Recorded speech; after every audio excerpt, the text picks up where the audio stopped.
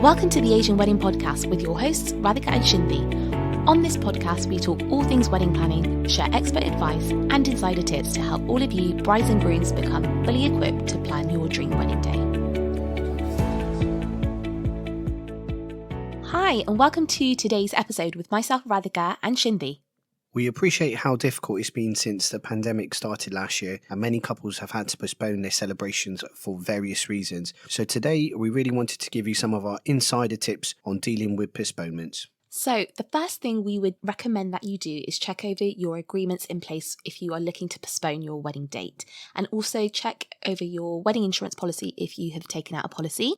Most suppliers will have a COVID-19 policy which allows you to understand their stance on postponements and what is possible regarding your contract with them. We always say that honesty is the best way forward and being transparent. We're true believers in this and we preach about it all the time. So this, of course, applies both ways from the view of suppliers as well as the couple's perspective as well. So having that transparent dialogue between you and your suppliers will allow for your suppliers to support you best and work with you to get the best outcomes. So remember, communication is key. Yep, so I definitely agree with that point there. And I guess this applies when booking new suppliers. Do get to know the suppliers and build a relationship with them from the offset. Of course, be sure to discuss their policies around COVID cancellations and postponements to put your mind at ease. And if you're still unsure, you can always discuss options for smaller deposits to give yourself a bit of peace of mind. Radhika, did you want to add anything on that? I would also say for couples to get a mutual understanding with any new suppliers that they're looking to book and raise your worries from the offset, as suppliers will be able to discuss your worries in a bit more detail and put your mind at ease. Also, suppliers have been super flexible over this current time, so don't worry about asking the wrong question or the right question. Just be open, be transparent and communicate any questions that you've got, and I can guarantee all of the suppliers will come back to you and put your mind at ease. So, talking about communication, what do you do when you've planned your wedding, invited your guests, and then you have to postpone? Now, we all have those annoying family members and unfortunately friends as well. So what do we do? Radhika, let's give them some tips. So naturally, your guests will be asking you a lot of questions. So what are you going to do? Are you going to postpone? Have you set a date? Do you have a new date? And let's be honest, it's stressful already as it is, and this just does not help. So there's a couple of things that you can do so your guests do feel that they're in the loop and they know what's going on, because obviously they're just as excited about your wedding day as you and your other half. So maybe consider having a wedding website to update your guests. You can put privacy settings on there so the rest of the world can't see what you're posting on there, and it can be password protected so only your guests can access that information. So that could be one way around it, just so you can keep them in the loop and let them know your latest updates, and you can send that via WhatsApp or email to your guests as and when you update the website. Or another option is to share a beautiful graphic that you can have designed by a stationer, or of course you can create one of these online yourself as well.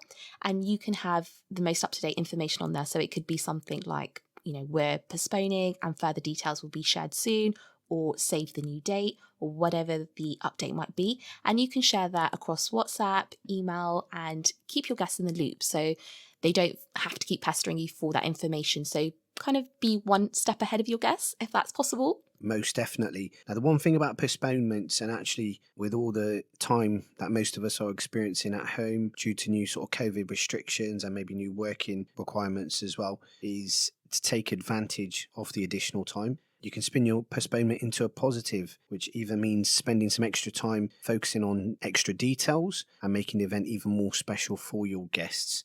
So the last thing I wanted to discuss with you all is to do what's right for you and your other half. Don't feel pressured because other people are postponing or sticking to their current plans. Speak to your partner, speak to your family and your planner if you have one, and do what you feel is best for your personal situation. Think what's most important to you both, whether it's getting married so you can start your lives together. And this doesn't mean that it has to be any less magical and as you planned. You can still have the most beautiful wedding day. Or does it mean that, you guys really want to have a big fat this-y wedding and you want to wait a little bit longer just to have a few more guests? Take it back to basics and really think about what's right for you both and what you want to do. Okay, so one last thing, Radhika. What do you do then with the original date that you planned? I would say to couples, if you are sadly having to postpone your wedding, why not mark the date that would have been the wedding day with a lovely date day or date night with your other half? So whether it's, going for a lovely picnic, whether it's having a movie night, whether it's cooking your favorite meal together, just make a day of that day and do something special just so you both are together, which is the most important thing, and celebrating the day together in a special way to you both. So basically have a nachos night with a bottle of Prosecco and you'll both have a wonderful evening. No, I think rosé all the way, not Prosecco, Shin. Okay, she wins. And so guys, we know it's not easy and it most definitely can be overwhelming and stressful during this time, but just keep reminding yourself that it will come good and the reason you're doing this, which is to marry your bestie, of course. We are definitely true believers in love always wins and it always conquers, so do keep faith and just take things step by step. Most definitely, Radhika, love always wins. So ladies and gentlemen, we have come to the end of the show. And we hope today's episode has been informative and helpful. And of course, we'll speak to you in the next episode. Thank you for listening to the Asian Wedding Podcast. If you enjoyed this episode, please do leave us a review. Don't forget you can get in touch with us via the show notes or on our website, which is www.radhikaandyou.com. Thank you again for listening, and we hope you can join us on our next episode.